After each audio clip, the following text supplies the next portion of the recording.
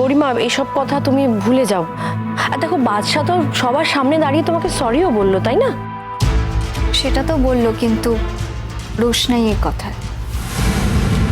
না না গরিমা, রোশনাই হয়তো বলেছে ঠিকই, কিন্তু ও তোমাকে আলাদা করে হলেও সরি বলতো।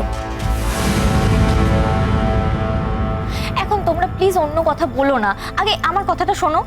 কি প্ল্যান বল না। জানো না বুঝি, ছোটদা ভাইয়ের বার্থডে প্ল্যানটা করতে হবে না? হ্যাঁ, সেই জন্যই তো আমি গরিমাকে আসতে বলেছিলাম। মেজ কাকিমণি তো ভাবে যে আমি বাদশা আর গরিমার সম্পর্কটা বোধহয় ভাঙতে চাই।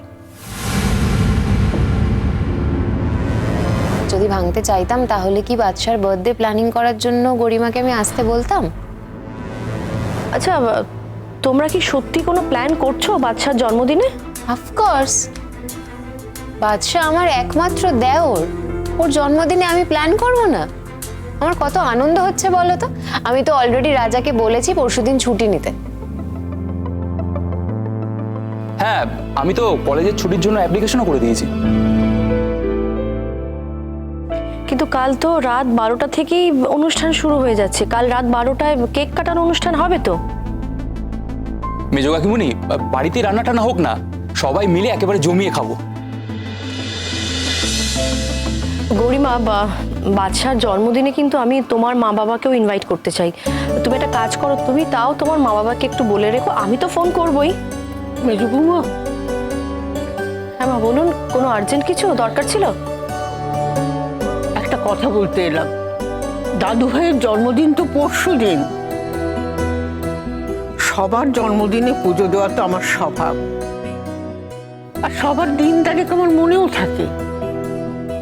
শুধু আমার নয়, ওই বুড়ো মানুষটাও দিন তারিখ মনে রেখে বসে আছে। সকাল থেকে তো আমাকে খোঁচালো, ওই বাচ্চার জন্মদিনে তো কিছু দেখছি না।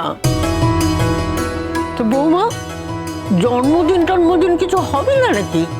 তাই বাধ্য হয়ে আমি এলাম তোমার কাছে জানতে। হ্যাঁ, ওই সেই কথাবার্তাই চলছে আর কি।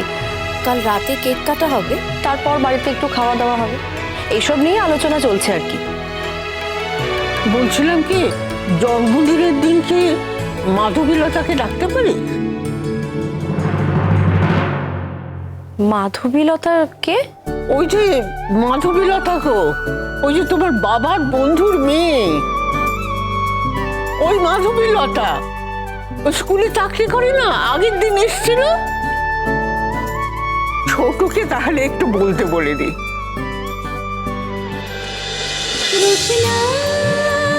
রোশনাই সোম থেকে রবি প্রতিদিন রাত 8:30টায় স্টার জলসায় ও ডিজনি প্লাস হটস্টারে।